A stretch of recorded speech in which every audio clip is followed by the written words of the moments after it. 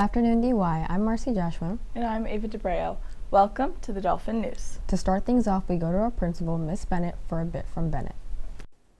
Good afternoon, DY. First up, a huge round of applause for the amazing success of our recent blood drive that is still going on. It's hosted by our very own National Honor Society. Thank you to the hard work and dedication of our students and community. This event is a resounding success and showing what we can achieve when we come together. A quick heads up for all 10th graders and teachers. Be sure to check the important notice from the nurse's office. Vision and hearing screenings are coming up next Tuesday, November 18th from 7:30 to 10:30 a.m. We'll be calling you over the PA system by the first letter of your last name, so please remember to bring your glasses and contact lenses.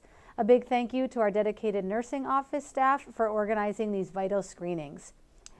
As the chillier weather rolls in, it is important to remember again our after-school supervision rules. If you're staying after school for sports or co-curricular activities, ensure you are with your coach or advisor. For those needing extra help, make sure you use an e-hall pass and stay with your teacher the entire time. Remember, no student should be in the building after school without supervision. Again, a huge shout out to the DY field hockey team for making it to the state championship. Some information to keep in mind if you're hoping to attend the game. We will have a DY fan bus to Burlington High School. The bus will depart from DY at 9:30 a.m. The approximate return time is 3:30 p.m. All students that ride the bus to Burlington must bring a signed permission slip, acknowledge that all school rules apply, and all students must return on the bus from Burlington back to DY. Students will have to purchase tickets ahead of time on gofan.co. Tickets are $11.50 each, and let's go DY. Back to you, Marcy and Ava. Thank you, Miss Bennett. Next Friday, a group of seniors will attend a field trip to the Cape Cod Community College. Of the 15 community colleges in the state, Four Seas is one of the oldest and most well-established, and it's an incredible resource in our area that many of us take for granted. Four Seas serves roughly 3,000 students a year ranging from the ages 16 to 80. The college offers programs in business, STEM, and health, as well as specialized programs. These include the one and only Aviation Maintenance Technology, AMT, program in Massachusetts. For many students, Four Seas is a launch point. Say you graduate from DY, but you're not ready for a big change of college. Maybe your grades could even be better, or maybe you just want to get a few college credits under your belt before moving to a larger school. Four Seas can help you with that. Not to mention, it's completely free for the vast majority of DY students.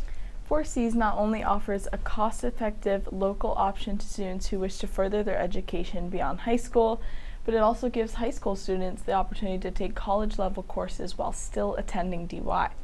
Many of your fellow Dolphins are already earning college credits at Four Seas, offering an affordable place to start building your college transcript and your future. Four Seas has always been a close friend and a partner to DY, and its doors have remained open and welcoming to all our Dolphins. If you are not able to sign up for the Four Seas field trip on the 21st, but would still like to know more, talk to your guidance counselor about setting up a visit and start thinking about your tomorrow DY. But for today, let's check in with Dom for our sports news. Thank you, Ava. Most of you already know our big sports news story of the week. The DY girls varsity field hockey team won yesterday 4-3 in a big comeback victory against Cohasset, down by 2 in the fourth quarter. They came back to tie and forced the game into overtime, winning on a goal by senior Alina Manuel. Tomorrow, they will face Frontier Regional High School for the D4 State Championship tomorrow at Burlington High School. Game time is scheduled for 12 o'clock p.m. The team will be departing DY at 8:15 a.m. if you wish to send them off. The last time they won a state championship was 2018, so let's wish the Lady Dolphins the best of luck tomorrow in what is sure to be an exciting game. Back to you, Marcy and Ava. Thank you, Dom. In musical news, last Friday, the DY Band and Chorus went to the Yarmouth Senior Center for the annual Community Veterans Day ceremony and breakfast. The DY students performed multiple songs, including God Bless America, America the Beautiful, the National Anthem, and an Armed Forces medley. The students and seniors then broke bread over hearty breakfast of eggs, home fries, sausage, bacon, and pastries. The veterans and seniors were very appreciative to the DY students, and it must have been a truly special experience for both the DY students and the older folks. Don't you think, Ava? I'm sure both really I'm sure both really treasured this connection between youth and the community, Marcy. Additionally, on the topic of music and art, Thursday, December 11th, the art department will open the DYRHS Winter Art Exhibit at 2:15 in the Pauline Hopkins Gallery. The reception is open to the public and will conclude at 4:15. Refreshments will be served. And now it's time for our DY moment of culture. What are we learning about today, Naisha? Well, Marcy, November is Native American Heritage Month, so we'd like to dedicate this segment to talking about our neighbors, the Mashpee Wampanoag tribe. The Mashpee Wampanoag tribe are also known as the people of the First Light. They have lived in this area of New England for more than 12,000 years. Before the arrival of European settlers, the Wampanoag people moved with seasons throughout various territories in southern New England. Men traveled for fishing and hunting while women farmed. The staples of corn, beans, and squash were known as the three sister crops. Women also gathered wild foods.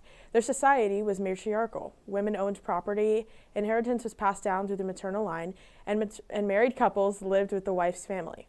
Female elders selected their leaders, known as sachems, but both men and women could hold leadership positions. Men typically handled diplomacy and warfare, but women held significant social, economic, and spiritual roles. The arrival of the colonists devastated the Wampanoag culture, but for the past few years we have seen somewhat of a revival. After decades of petitioning, the Mashpee Wampanoags were acknowledged as a federally recognized tribe in 2007. In 2015, the federal government declared 150 acres of land in Mashpee and 170 acres of land in Taunton as the tribe's reservation, on which the tribe can exercise full tribal sovereignty rights. Wampanoag activists have been reviving the Wampanoag language. Mashpee High School began a course in 2018 teaching the language, and Mashpee currently has 3,200 enrolled Wampanoag students. Back to you, Marcy and Ava. Thanks, Naisha. Now it's time for our DY Student of the Week, who will receive a free sub from Jersey Mike's. The exceptional student demonstrates unwavering motivation and profound enthusiasm for artistic creation. He consistently initiates his assignments at the start of each class and works diligently throughout the class period, showing his commitment to each step in the creative process. His presence in the classroom is unmatched, his positive demeanor inspiring an environment supportive to collective growth. This week's DY Student of the Week, as nominated by Mr. Antonuzzo, is Deshaun Shirley. Thank you, Deshaun, for bringing your contagious creativity here to DY. To receive your free sub, please see Mr. Winham in room 414. Now we go to Kenzie, delivering our weekend weather update. Thanks, Ava. This weekend is going to continue with the cold temps that we all have been dealing with throughout the past week. The rest of today is going to be in the low 40s, dropping to the mid-30s later tonight at midnight. Cloudy skies will continue to loom over us as the day continues. Saturday starts off at 34 degrees, continuing to rise throughout the day to 47 degrees. There will be sunny conditions throughout the day, with clouds returning in the afternoon with a 65% chance of rain at midnight.